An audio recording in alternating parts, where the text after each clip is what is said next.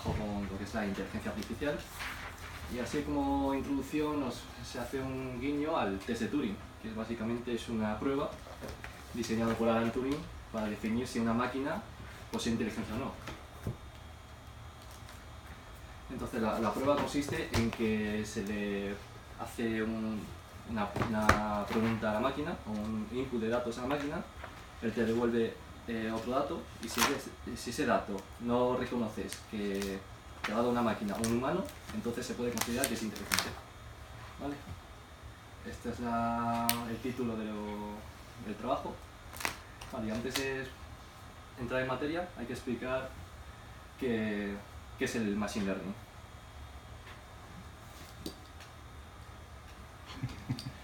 Vale, cuando he estado investigando leyendo papers y leyendo artículos, sobre todo escritos por periodistas, la gente hablaba indistintamente sobre inteligencia artificial, machine learning, deep learning, sin diferenciarlos.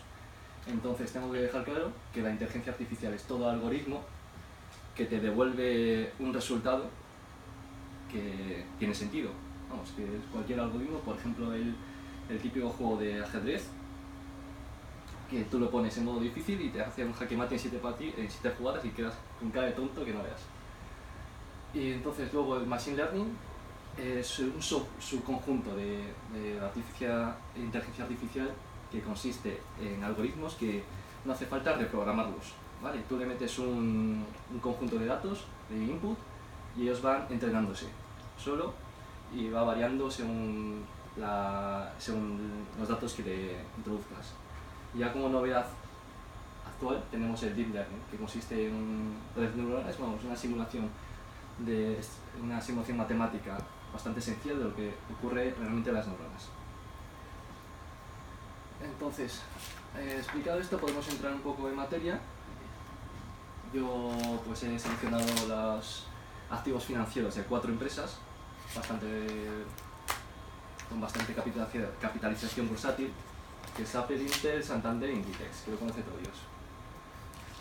Y el conjunto de datos se ha descargado en el formato OHLCV, que básicamente son datos diarios que te dicen a cuánto precio ha abierto el trading, hasta cuándo ha subido, hasta cuándo ha bajado y qué volumen se ha movido.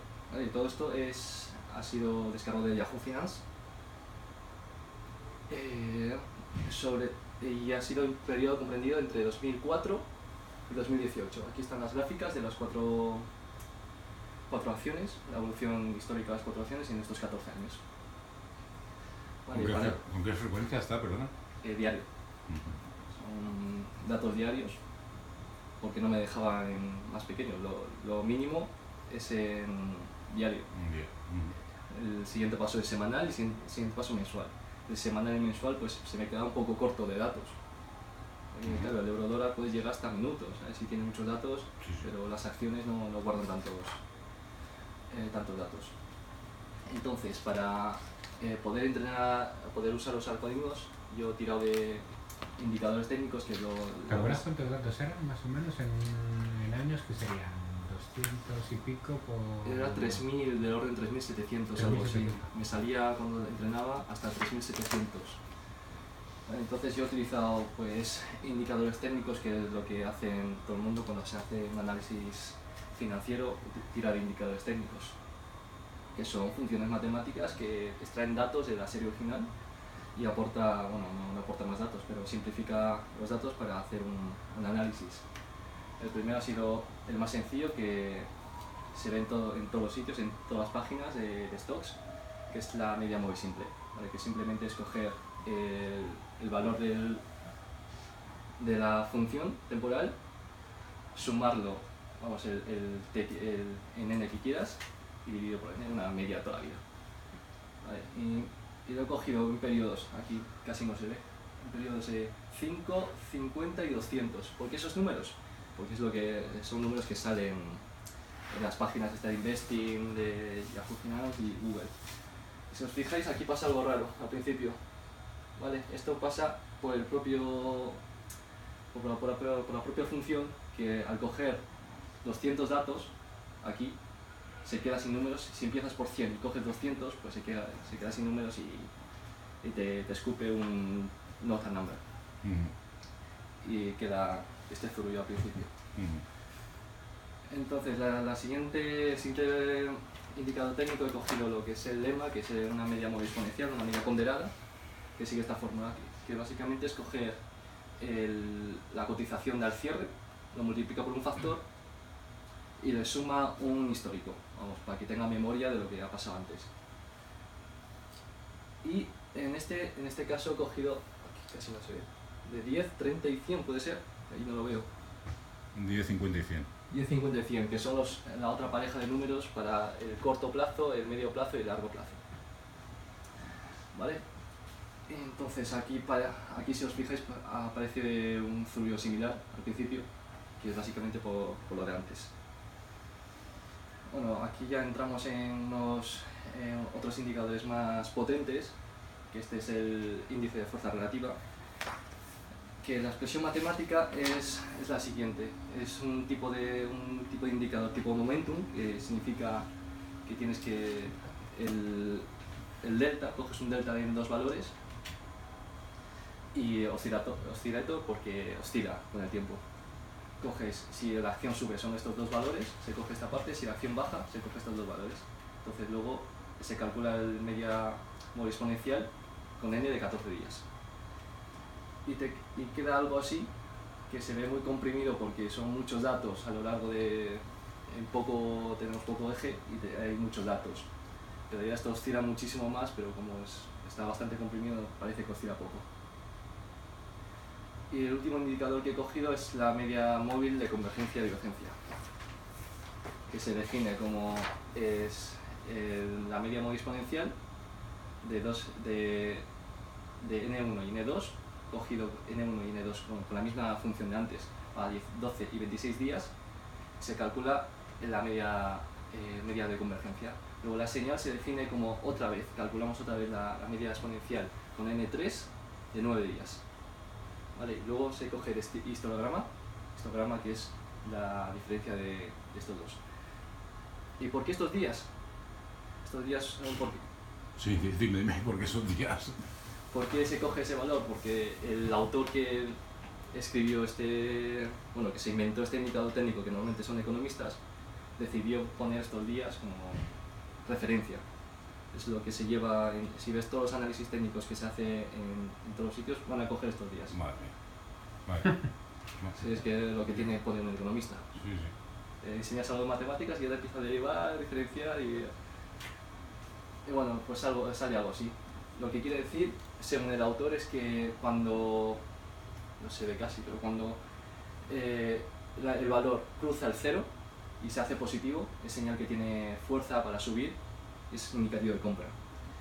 Por cierto, que se me olvidó explicar esto mismo antes, en este de aquí, en el índice de fuerza relativa, que por algo se llama índice de fuerza relativa. Si os dais cuenta que si la acción sube mucho, si se hace muy positivo, entonces el RSI se hace muy positivo, entonces cuanto más positivo, más se compra. Pero llega un punto que se sobrecompra, que el autor dice que es a partir de 70, pero también depende de los textos que te leas. Y cuando supera cierto rango, por ejemplo esto va subiendo, cuando supera un cierto rango se dice que la acción está sobrecomprada. Entonces es indicativo también de venta. Vale, llegado a este punto he generado pues una columna de datos al final de la matriz, que hay que decirle, como estamos trabajando con algoritmos de aprendizaje supervisado, pues hay que decirle si sube o si baja, ¿no? Hay que proporcionar el dato. Entonces lo que he hecho es mover una columna, básicamente, realmente he cogido un NumPy, una columna vacía y restado este anterior, y 1 si es positivo y 0 si es negativo, que significa que sube o que baja. Pero lo que has hecho, un segundo, lo que has hecho es, al final es en la misma fila... No, en una columna extra. Sí, no, pero eso me refiero. En esa fila le estás diciendo si al siguiente va a subir. Sí. Sí al siguiente, ¿no? Exacto, porque tú tienes un conjunto de indicadores técnicos, por ejemplo... Claro, es decir, todos esos indicadores me indicarían que va a subir en la siguiente, entonces en esa misma línea es el 1. Exacto. Vale, perfecto. Ahí está. Entonces, así es como quedaría esto es la tabla de datos generada. ¿Vale? Entonces, yo lo que he hecho es como, para que no destaque un valor sobre otro, lo que he hecho es normalizarlo, vamos, que todo sea del mismo orden de magnitud. Por ejemplo, los de la media móvil lo he dividido por el mismo precio, porque al ser una media que se valora con su propio precio, lo divido con su propio precio. Y lo que es el RSI, como va en un rango de 0 a 100, que es índice de fuerza relativa, entre 100. Y este se ha quedado tal como está porque varía entre 0 y 1. Y al final se ve en la pared la columna esta que he dicho de las predicciones. Vale, como esta no nos sirve nada, pues he hecho un drop y lo he borrado en el siguiente archivo de datos. Vale, entonces aquí entra lo que es la separación de datos para alimentar la máquina Machine Learning. La forma que te enseñan en los cursos es que cojas un conjunto de datos, lo separes aleatoriamente y lo entrenes con un par de ellos y lo pruebes con otros para ver si ha funcionado o no, pero en nuestro caso eso no nos interesa, porque es una tontería tener una serie financiera y predecir lo que ya ha ocurrido. Entonces estas son las dos opciones que nos quedan para poder predecir. Que coges un conjunto de datos, un conjunto temporal, y lo haces un split en test, train, y aquí lo pruebas, aquí lo entrenas y en el verde lo pruebas. Ventajas de este, que va a ser más sencillo, y desventajas, que olvida el pasado. En cambio este, que vas cogiendo todo el histórico de datos, la ventaja es que coge bastante más datos, pero a medida que vas avanzando el tiempo esto se complica bastante más que el anterior. Para mi caso he cogido un train de 190 y un test de 10. Vale. Pero en este caso sería 190, 10, y aquí sería 210, 210, 10, 220, 10, ¿vale? Se va sumando. Parece que es muy... ¿Lo has hecho para los dos casos al final o solo has hecho para el de la Para todo. derecha? Lo he hecho para todo. Y luego lo de 190 a 10, es muy grande. Muy grande. Sí, lo he probado con bastantes y este es el que más parece que más cosas ha salido. O sea, que probaste otras cosas porque normalmente a lo mejor la gente suele decir 60, 40. Sí, ya me dijiste, yo probé, hice un bucle probando estos datos, como los primeros algoritmos no me tardaba mucho, pues cogí y hice varios bucles y salían todos una chapuza, pero al parecer con 190-10, con un valor similar, se veía que pasaba ciertas cosas en ciertos puntos. Vale. Vamos, el primer algoritmo que he trabajado con él es el árbol, que es un árbol de Clasificación de grado. Árbol de clasificación de decisión. En la traducción es de decisión. Entonces, básicamente es un diagrama de flujo que hace preguntas lógicas en lo que son los nodos y va dividiendo los datos en subramas. ¿Vale? Entonces, la mecánica de operación es que tiene que maximizar la ganancia de información con cada pregunta que se hace. Por ejemplo, en coches, en vehículos, si preguntas por las ruedas, sacas más información que si preguntas por la potencia del motor. Por ejemplo, hay bastantes motos que tienen que superar los 200 caballos. Entonces y está claro que con 4 ruedas pues va a ser un coche. Claro. Y hay que minimizar la improbabilidad de Gini, que lo que dice es que es la probabilidad de clasificar un objeto erróneamente. Vamos, se hace preguntas basándose en maximizando la ganancia de información y minimizando la impureza de Gini. Y este es la chapuza que ha salido. Os explico un poco cómo va esto. El azul es el precio real, pues esto es el precio de cierre de la acción. Y el naranja o el rojo, marrón, como se ve aquí, es la forma de predecir por bloques, de 190 a 10. Y el otro, el verde, es cuando se coge la información histórica. Y mi forma de predecir ha sido coger un output de datos, cuando me sale 0, 1, 1, 0, que significa compra-vende. Lo que he hecho es coger una sola acción y cuando me dice que compre, yo he comprado, entonces subiría, cuando si compra subiría, si acierta subiría paralelo a la acción, y si me dice que lo venda, cojo y me pongo en corto, me pongo una acción en corto. ¿Por qué hago eso? Porque así en la misma gráfica se ve más o menos intuitivamente cuánto, si ha acertado en un tramo, pues se ve. Vale, y en este caso, aquí pasa algo bastante raro porque es un periodo de 2 años, que si veis la acción real baja, esto es la evolución real de la acción, pero en cambio esto sube de una forma bastante lineal. ¿Pero las ganancias cuáles eran las? ¿Qué color? Son las rojas o las marrones y las verdes. No, pero con los dos, con los dos métodos. Ah, los dos métodos. El Anchoret, que es el que es... Sí, con todo el pasado. Sí, con todo el pasado, y que no era Anchoret, pues no he puesto nada. ¿Y cuál es vuelve atrás a las gráficas? ¿Cuál es la de...? El verde es el anchoret. El verde es el ancho. Y lo cual es raro, porque mientras más memoria tiene, peor funciona. Sí, pero es que... En el primero, en el segundo regular... Al Sí, final... es que aquí he probado con 4 acciones y cada uno tiene sus tramos de gloria y sus tramos de pena. Sí, ahí no hay nada. Y por ejemplo aquí, que parece bastante raro, porque la acción es algo totalmente aleatoria y aquí sube gana de una forma bastante lineal. Es que al final son random walks, entonces... Sí, pues Sí, se pero puede es que enganchar. si fuese random, pues sería también evolucionar de forma aleatoria, pero estamos hablando de un periodo de 2 años, está subiendo. Por eso es lo que me ha llamado la atención. No, pero cuando simulas aleatorios te salen cosas así también, ¿eh? Sí, O sea, bastante... un variable para abajo, o sea, y es Esto aleatorio. que suba así, de media que suba, que vaya subiendo, si la acción real hace esto. El azul es la evolución de la acción real. Yo estoy operando con una sola acción, comprando y vendiendo. Esto es un resultado bastante extraño que para la próxima, bueno, si se continúa el proyecto, pues me gustaría analizar qué pasa aquí. A ver si encuentro un patrón, lo mismo ahí y aquí. Pero, Sí, pero es que claro, tampoco se ve que porque no ganan netamente...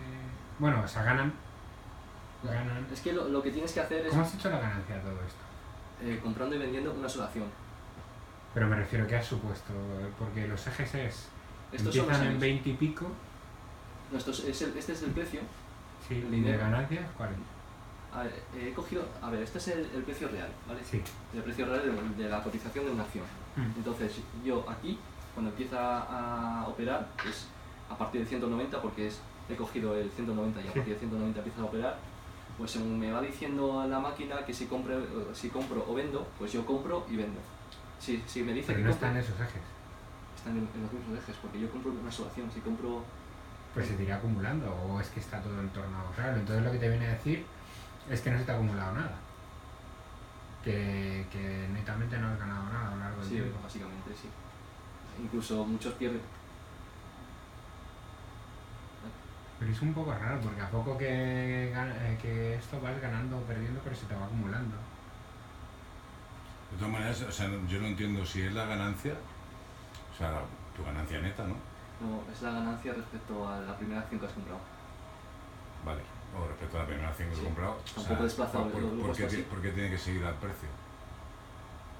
¿Cómo que por qué tiene que seguir? Es decir, si tu algoritmo fuera tan chachipilón y que siempre ganas, Subiría, exacto, subiría como este tramo de aquí. vale. Pero claro, si compras, imagínate una acción que sube mañana, tú lo compras, te dice la máquina que compre, entonces la acción sube y tú subes con él. Entonces seguiría el precio. Pero en cambio aquí lo interesante es que cuando baja, y la máquina te dice que baja, yo lo vendo y me pongo en corto. Sí, te lo has Ahora lo entendido. pillo. Lo pones en corto, te pones en corto y ahí es cuando la acción baja y tú subes. Sí, eso sí. Pero es que lo que a mí hay algo raro con lo de los ejes. Por ejemplo, tú empiezas ganando ¿cuánto? ¿20? No empiezo ganando 20, es que se me ha olvidado comentar aquí que es respecto a este eje, porque si lo pusiese separado, la gráfica Sí, no salía se muy veía, achatada y no se veía nada. Vale. Lo he puesto- Podrías haber puesto el eje a la derecha. Pero de todas maneras, Cierto. lo que sube y lo que baja, la escala sí que estaría, o sea, si sube para arriba un dólar, Sí, es el la dólar misma de la escala. izquierda... La misma escala. O sea, sí. Vale. Si la gráfica termina por debajo del primer punto, has perdido dinero, ¿no? Exacto. De todas maneras, más claro, si acabas ganando poco, ¿no? Es que salen Nada. todo, poco o nada, incluso pierdes muchísimo. En este pierdes 150. Ya. Es lo que me pasa en Joder. todos los algoritmos. Pues algo igual, ¿no? Si sale un churro, esto sale un churro, pruebe lo que pruebe. Pero bueno, ya tendríamos... O sea, Sí, Eso pero era hacer macho lo de- único interesante son estos tramos que aparecen tan continuos. Que Sí, son- pero también aparece en el precio y el precio es aleatorio. ¿Sabes lo que te quiero decir? por eso mismo estoy comparando este tramo con el precio, con la evolución del precio. Si sube... No por eso, tú olvídate. Tú imagínate que es completamente al azar, Ajá, como el precio. Sí. Imagínate que es completamente al azar. En el precio a veces se te engancha y te sube bastante. Uy, perdón. ¿Qué tal? perdona. ¿Sabes lo que te digo? sí, que vaya subiendo con el precio, ¿no? No, olvídate de... El precio mismo se engancha y puede subir para arriba, Sí. y puede subir un buen tramo. Exacto. Y en teoría es aleatorio. Asumamos eso. Entonces, Pero si fuese aleatorio 100%, esto no tendría sentido, ¿no? Hacer esto, pues esto se supone Claro, Sí, si es fuera que aleatorio al esa- 100%, no. esa es la conclusión. Que si fuese totalmente aleatorio, es que esto No es un valdría. sinsentido y no vale Pero que tu para nada. estrategia se puede tener subidas grandes como la que te aparece ahí y ser totalmente casualidad, no haber nada detrás. Sí, pero lo que yo me refiero es que estamos hablando de una subida lineal en 2 años. Y también puede ser que también esté optimizada justo para ese set de parámetros o algo así. Supongo que siempre es muy raro porque, o sea, en realidad, que pongas ahí la señal de precio y la ganancia no son dos cosas totalmente distintas, ¿no? Sí. Es decir, pues ya me Bueno, yo lo he parece puesto súper- para que se vea mejor. Es Ya, una- Ni mal no, llevado está tanto. curioso porque ¿cómo explicas que las ganancias en los dos métodos aquí parece que estén siguiendo la señal de precio? Un poco raro. Esto sigue la señal de precio porque muchas veces si tú mantienes la compra, si el algoritmo te dice que compres todo el rato, Sí, eso es mantener. sí. Entonces para ti mantener es seguir al precio.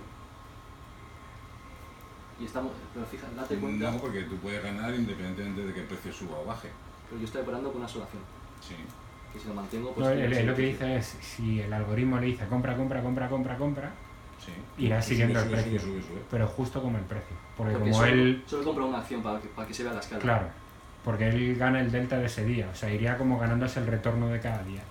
Sí, pero si el precio baja y tu algoritmo te hace ganar igualmente, aunque tu precio baje, tú sigues subiendo.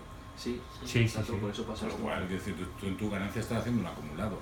Sí. El precio no es un acumulado. No. No. Y sin embargo, ahí parece que esté siguiendo. Eso es lo que. Bueno, Pero bueno, es casualidad porque es está una subiendo. racha que está subiendo todo el rato, ¿no? Claro, Pero es lo que date le cuenta, dice. date cuenta Porque que esto desde el que- principio, luego hay mira, aquí hay países 600 días, Sí, en cuando- este tramo de 600 días y hay 600 predicciones aquí, en este tramo tan pequeño. Y por eso lo que quería destacar es que estos son 600 días de trading, Mm. con una sola acción. Y si hubiese overfitting, que te dijese compra todo, sería mantener y haría algo como el precio, Sí, algo claro. paralelo al precio. En cambio aquí sube, en este tramo sube de forma bastante lineal. Y este también. Pero lo que decías antes, por ejemplo, ¿cómo lo explicas aquí? El precio te baja Sí, y tú también bajas en ganancias. se llama overfitting, que ha cogido el algoritmo y te ha dicho que mantengas, que compres y Claro, mantienes. si vienes de un periodo muy largo como en ese caso. De hecho, fíjate, lo podrías explicar que cae más el verde que el naranja, ¿no? Porque si vas de un periodo muy largo de que ha subido siempre, digamos, pues al final el algoritmo te acaba diciendo que siempre compres, ¿no? Entonces si te baja, pues a lo mejor, digo yo, vamos. No sé. Pero date cuenta que esto solo depende del input de datos. Yo le he metido pues en total ha sido 9 ¿cómo se dice? Indicadores técnicos. Entonces esos 9 indicadores técnicos le puede proporcionar información o es que es totalmente aleatoria. Pues bueno, más que aleatoria, derivada. En realidad Sí. todo es derivado del precio. Todo derivado del precio, pero Entonces no sé si aporta una información extra. date cuenta que la gente que opera en bolsa opera según esos algoritmos, según esos indicadores técnicos. Te dice que hay sobrecompra, la gente coge y vende. Sí, bueno, no sabemos, suponemos que sí. Bueno, se supone que tú muchas veces el típico ejemplo que te pone en internet de que, Pero entonces a ti, ¿qué te inquieta de esa subida? O sea, aquí quieres decir que te gustaría que se reproducieran más, pero no, Sí. no sucede. no sucede aquí y aquí. Claro, a ti te gustaría que subieran más y se haga posible Claro. siempre. Claro. Es que cuando va acertando todo el rato, pues hace una subida. Sí, va a ser raro porque ahí acierta tanto cuando sube como cuando baja el precio o cuando Y- vuelve y- a subir. Exacto, ahí es cuando es lo que me inquieta a mí. Y ahí dices tú, joder, pues podría conseguir yo el grial y no estar ahí buscando trabajo en haciendo el máster, ¿no? Pero aparte no debería quitarte, debería alegrarte, ¿no? Hombre, lo que le gustaría es que pudiera repetir eso más. Él quiere Sí. saber qué hay detrás Pero de eso. lo que he hecho es pues eso, comprobar con varias acciones para ver si esto es una mera casualidad o es que realmente existe ciertos tramos que funcionan los algoritmos. Vale. El siguiente que he probado ha sido el clasificador de Navier-Bayes, que básicamente usa el teorema de Bayes, que es esto que viene aquí, que es enseña estadística. Y lo que hace es coger el set de datos que he metido de train, sacar la probabilidad que hay cada uno y entonces predecir con eso. Cuando le metes el test, predice que si pertenece a A o B, que sube o baja. Perdón. Y bueno, pues también sale otro churro. Pero aquí hay una subida brutal, aquí al final. Que no sé si también es aleatorio porque empieza por aquí, que son 2 años también, o 1 año, y una subida bastante brutal, de orden del doble del precio. Y el resto también, cacao, aquí también va en contra del precio, el precio baja, también tú vas subiendo, pero en el tramo anterior ha seguido el precio. O sea, ¿qué diferencia entre los dos? En el anterior tú alimentas el deep learning con... No, son algoritmos machine learning. Lo que he dicho al principio, que... Son distintos algoritmos. He dicho deep. Sí. Sí, son lo que he dicho al principio. Pero Que tienes que alimentarlo. En el primer caso lo estás alimentando con la media móvil, no, con todo. una serie de indicadores. He cogido todos los indicadores y he alimentado a cada algoritmo con los mismos. Con los mismos indicadores. Sí, para comprobar la Vale. diferencia y Vale.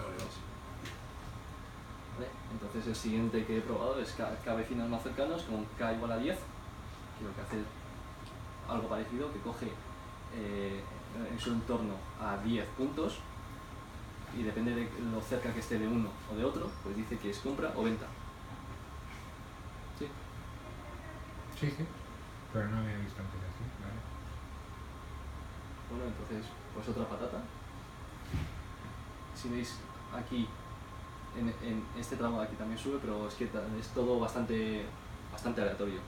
Sí, digamos que no hay un... A ti te gustaría ver que hay una consistencia, por ejemplo, que siempre queda encima el anchored versus a not anchored, por ejemplo. Lo que me he dado cuenta es que cuando con el anchored muchas veces tiende al overfitting, que como coge muchos datos, pues cualquier dato nuevo que le venga le va a decir compra, porque está siempre más cerca de los primeros datos que le has metido. Cuando coges todos los datos anteriores, haces la media, entonces la media es compra. Para desplazar una media bastante grande de muchos datos, Claro. es Ya muy bastante difícil. difícil. Entonces es lo que pasa. Muchas veces hay overfitting en estos algoritmos. Claro. Y este es el que más. Este separa, hace un hiperplano de todos los datos que le has metido, todos los indicadores técnicos, y hace hiperplanos. Y en función de, bueno, estos hiperplanos están separados con la máxima distancia de todos ellos. Es que coge un plano, en este caso es una recta porque estamos en 2 dimensiones, y hace una recta o varias con la máxima separación de ambas. Aguanta aquí. Y aquí se puede ver claramente que hay un overfitting, que ha dicho todo el rato que compre y ha seguido la acción. En cambio con el no anchored, en este punto ha divergido y ha ganado bastante más de lo que sería la referencia, que es el precio. Es que me habéis entendido al principio, que pongo el precio para tener una referencia. Al comprar una sola acción, pues tengo una referencia de cuánto he ganado respecto al precio. ¿Sí? Vale, pues existe bastante overfitting, si os fijáis llega a un punto que diverge, pero luego sigue bastante la acción. Entonces estos algoritmos pues tampoco me aporta mucho.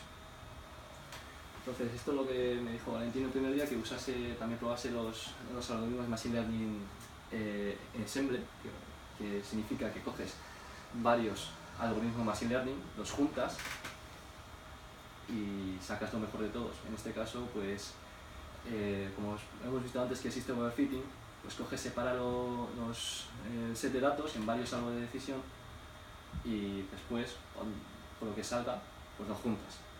Pero aquí has utilizado todo random forest. No. Aquí he utilizado random forest, el algoritmo se llama random forest. Pero digo porque el ensemble es otra cosa, ¿eh? El ensemble es con distintos métodos. Por ejemplo, haces el random forest, haces el SVM, Sí, es que son distintos algoritmos. esto es un algoritmo de assembly. Siempre es coger varios algoritmos de machine learning y juntarlos. Eso es, pero Random Forest es un algoritmo per se. Está considerado dentro de assembly según el manual de Scikit. ¿Ah, sí? Sí, está contemplado como ensemble. ¿Y qué algoritmos hay abajo? Hay el siguiente, que es este de aquí. Este también se considera ensemble, que también utiliza árboles de decisión, pero de distinta manera. Creo que para clasificación hay como 3 o 4. Vale, vale. Son ya algoritmos ya que están escritos. Uno intenta entender lo que hace cada uno y probar con distintos training tests. Es que no sé probar a ver si salía algo de provecho. Y en este caso, pues, este boquete de aquí es bastante interesante porque luego se me repite en el deep learning con redes neuronales. Se me repite el mismo boquete en la misma acción, básicamente en el mismo sitio. Y aquí empieza a perder bastante respecto al precio y de repente decide ganar. Vamos a decir, aquí... Pero es gracioso porque aquí no ganas ni una vez más que si hubieras tenido la acción, simplemente. Sí, es bastante curioso porque se pone encima y luego se pone debajo y normalmente tengo pérdidas.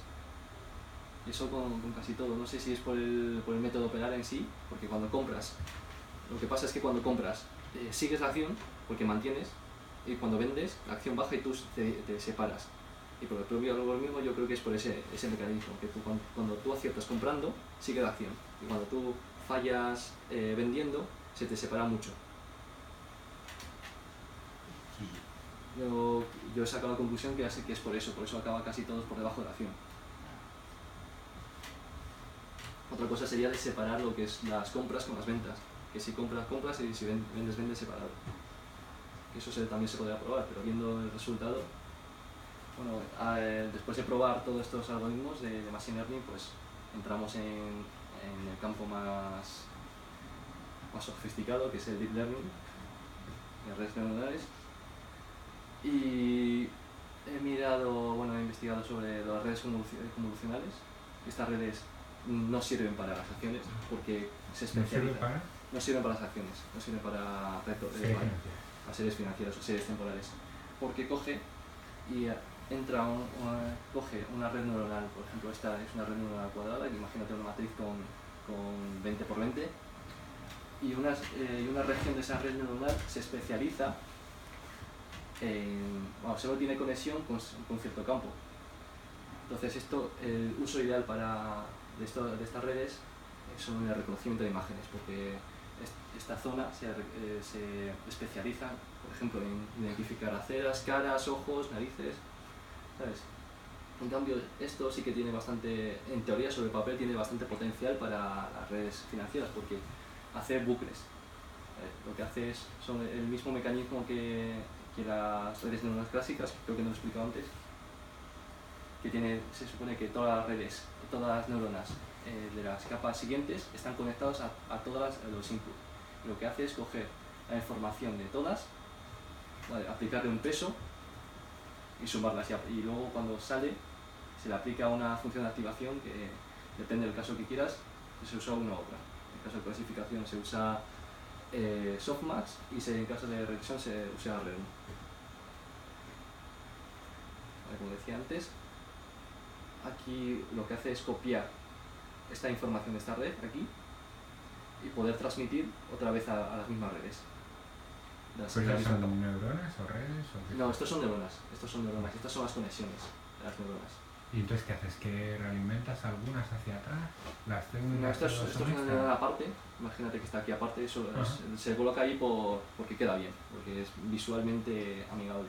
Entonces coge la información de esta, lo copia aquí, y esta puede decidir volver a retroalimentar a estas con distinta información, con otra función de activación. Entonces se crean bucles cerrados que cuando tú le metes nuevo input, aquí sigue circulando información pasada. Eso de papel suena interesante. Vale, aquí es lo que quería decir antes, que todas las neuronas están interconectadas a la anterior, ¿vale? Cada uno tiene su valor de cada input. Por ejemplo, si tengo una serie final, en este caso yo tengo 190 de train, entonces tengo que poner 190 neuronas. y le entra esta información, y cada información, cada neurona, pues tiene un peso. Su valor puede valer más o menos dependiendo del valor de este peso, que es una variable. Y luego, pues al salir, se aplica una función de activación que puede depender del caso que quieras. Normalmente se usa, las redes antiguas se usa el sigmoide, que es esta función que está acotada entre 0 y 1 para que todo sea de la misma orden de magnitud. Y ahora mismo para redes más recientes se usa el ReLU, que es básicamente lineal. Entra, si es positivo, entra según lo sale, x igual a y. Si es positivo y x igual a 0 si es negativo. Que al parecer, según los investigadores, esto es mucho más fácil de entrenar y tiene mejores resultados. Vale, esto se puede poner en forma de matricial y hay que añadir una operación suma, una constante que se llama Bayes. Por ejemplo, un ejemplo sencillo es cuando pasas de grados Fahrenheit a grados Kelvin, grados Kelvin a grados Fahrenheit, que es 1,8 por Kelvin más 36. Si coges una red sencilla de una sola neurona de entradas y salida, sin esta operación suma es imposible conseguirla. Entonces esto lo que hace es simplificar bastante las redes, porque para hacer esa conversión necesitarías una red bastante más compleja y que ya no sería lineal, sino interpolaría, ya sería una función que se parece a la transformada. Entonces, ¿cómo se entrenan estos? Como he dicho antes, las variables de peso estos son variables que se puede cambiar y estos también son variables.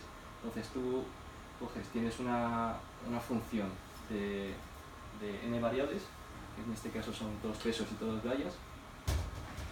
En este caso es una red bidimensional, pero imaginaos un hiperplano, y coge el gradiente y tiene que encontrar el mínimo de la función que has puesto según las vías y los ways. Entonces aquí ya entro en la predicción de... En la chicha. Sí, en la predicción, después de todo este rollo, entro en la predicción. Y bueno, ¿por qué estos números? Porque pues, si pongo más pétalos no. He tenido que subir esto cada vez más porque esto lo he entrenado en la red de Google, Google Colabs, que se llama. Te ofrecen 12 horas de cómputo continuo con una GPU de 5.000 pavos, que es una GPU profesional, y va entre 10 y 100 veces más rápido que una GPU normal. Y aún así me tardaba 5 o 6 horas. Y lo peor para esta gráfica, ¿no? Y lo peor que para esta gráfica, digo. Sí, después de... Y claro, como solo puedo tener una sesión activa, lo que hacía es coger 4 ordenadores, separarla del trabajo y correr cada uno en una sesión. Así ahorro 4 veces el tiempo que tardaría corriendo este primero, este segundo, este tercero. Vale. Pero hay una que te sale súper bien. Sí, una de todas. En esta coge y decide pues acertar bastante. Eso también está muy bien, ¿no? No, está por debajo del precio. No, lo azul, si no está por encima del azul, caca. No, es que parece que está siempre por debajo del precio, por eso lo que te digo. Lo de, si compro sigue el precio y si bajo se paga el doble. Pero te da igual el precio, ¿no? Tu punto de referencia es el punto del que arrancas. Tú aquí has tenido beneficios. Sí, han tenido beneficios. Sí, Pero se supone que es tenía más beneficios. rentable comprar la acción Y mantenerla. y venderla Mantenerla, sí. X años. Y con los dividendos. O sea, que habría sido más rentable mantener. Y os acordáis del boquete de antes. Aquí aparece el mismo boquete que antes, con distinto algoritmo. El que ya me mosquea que aparezca lo mismo en dos sitios diferentes. Igual es casualidad. Pero... A ver, yo creo que aquí el problema que has tenido, que hemos tenido, era que tenías pocos datos de input quizás, ¿no? Poner RSI, unas pocas SMA, tal. Sí. Entonces lo que hablamos, de si hubiera unos datos que tuvieran mayor valor añadido, dando otro enfoque que no sea directamente derivadas del precio, digamos. Pero yo en las prácticas me he dedicado a programar esto. De hecho, este programa está hecho para que cualquier, de forma genérica, de cualquier data frame de cualquier dimensión, que lo puedas meter cambiando 2 números y poder trabajar. Porque hemos quedado de que el otro grupo estaba trabajando en datos más complicados y que nunca me ha llegado. Ya, porque no termina. Nunca me han llegado esos datos. Entonces pues he cogido, pues para terminar el proyecto, pues he metido Muy bien. los indicadores técnicos más famosos que son los típicos que entras en Investing y son los que salen. Ajá. No, está bien, está bien. Fíjate que cuando os da la sensación, con las gráficas que has ido enseñando y tal, cuando la serie de precios no es estacionaria, el algoritmo no chuta. Pero en las que son bastante más planas, que no digo que sean estacionarias, pero parece que parece. Que no te engañe en la escala, porque al meter en el Python distinta con más ganancia, esto la achata. Es que para que entre todo, al estar todo como referencia a lo anterior, has visto que esto es la misma, el azul es constante en todas. El azul es la evolución de precio, lo que lo he puesto como referencia, para que entendáis. ¿Y debería decir tú, no? No, hay por ejemplo, pues eso, cuando por ejemplo, si la serie de precios muestra crecimiento continuo, pues parece que no chute. Pero en el momento que la serie de precios se ve más o menos plana, alrededor, que tiene más o menos una media definida, pues la cosa chuta mejor, aunque en este caso aquí parece que tampoco. Esto no chuta. Bueno, este es otro método. Este es el SVL, creo que es. Sí, pero bueno, ahí de hecho también tienes tendencia a la baja, ¿no? No parece que esta serie azul sea estacionaria. Esta es la de Santander. La Santander se ha mantenido más o menos sobre una media. Y estos tres han subido. Pero eso es, claro, en un momento determinado para entrenar podrías estacionarizar la serie y a lo mejor todo te funciona mejor. Porque si la serie no es estacionaria, es que es todo muchísimo más complicado. Sobre todo si lo estás intentando con un método lineal. Hombre, para eso le suma el término independiente ese, ¿no? Claro, Y si fuera lineal sería como MX, ¿no? A lo mejor. es lineal porque el propio algoritmo de Deep Learning es lineal. Y la función de activación también es lineal.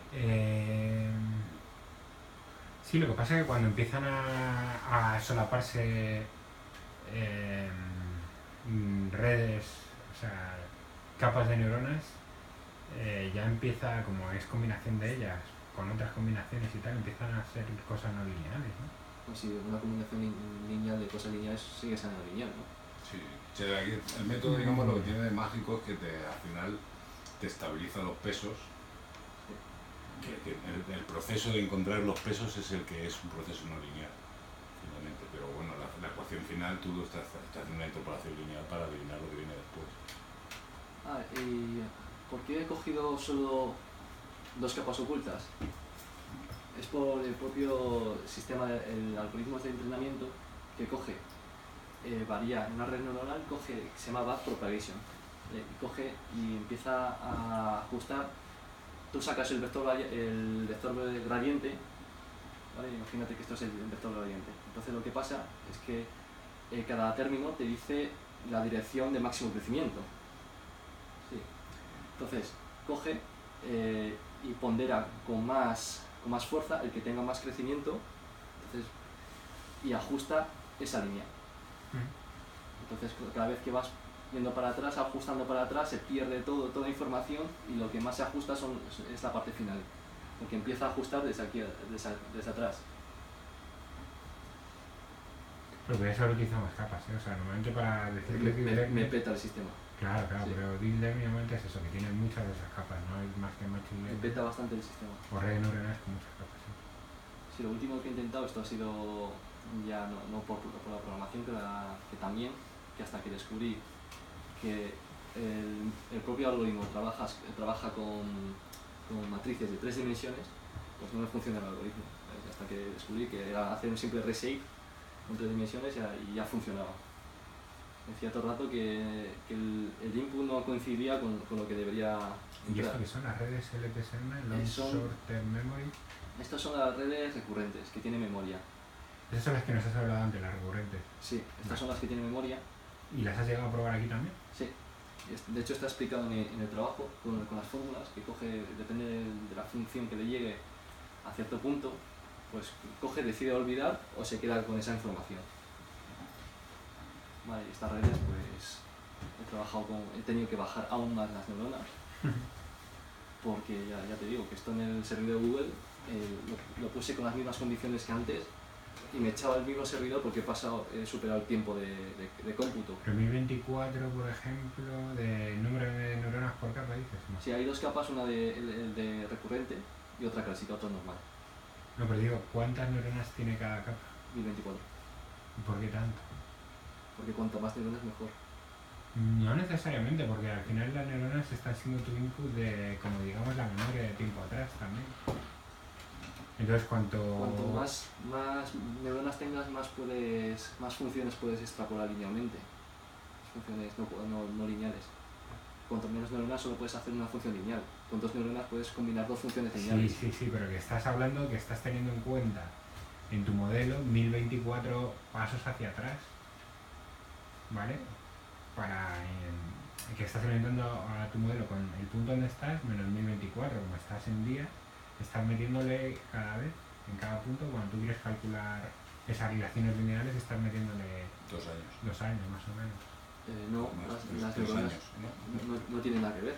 Estos son las neuronas ocultas y lo que estás diciendo son las neuronas de input. Eso es, neuronas de y input las de output son 190 siempre. Ah, vale. Como he dicho antes, que esté ajustado el algoritmo para que Vale. cuando metas el nuevo data frame, si O continuamos sea, con que este un proyecto, año más o menos, un poco más de un año. en este caso son 450, porque esta relación tiene que ser más grande, si no me echa el sistema de Google, no me deja entrenar más. En este caso es solo cambiar una variable y como va con una variable que cambias con el número que ya he declarado, pues cambia las neuronas de input. Y de output son 2, son una que te diga que compra y otra que te dice que vendas. Y esto pues ha tardado un cojón en entrenarse y encima me ha salido un overfitting de caballo. Ha empezado en 540 y ha seguido que ha cogido y el tío ha seguido la acción pues hasta el final. Y está igual. Entonces esto es lo que más rabia me ha dado, este entrenamiento, porque lo ideal sería ir probando, hacer un bucle y probando a ver cuál es el óptimo de train test y de neuronas. Pero como cada uno me tarda 12 horas o más, pues no he podido hacerlo. Vale, bueno, hay una manera de ver cuál es el óptimo con los errores, cuando te sacan los errores por cada vez que pruebas un tanto por ciento, entonces puedes construirte una gráfica que te puede decir qué es lo que te falta, si errores. Pero bueno. Sí, eso también es una línea de código que también he implementado cuando justamente debajo del train. Te dice el error cuadrático medio y le puedes decir que pare cuando El error sea menor que un valor. Exacto. Pero que eso te puede servir también para ver si estás haciendo overfitting o no, cuando haces, para el mismo algoritmo, haces distintos tamaños, por ejemplo, de tanto por ciento de train test, por ejemplo, o cuánta historia, cuánta memoria tienes, ¿vale? El número de neuronas. Y eso podría ver, pero bueno, vale, está bien también.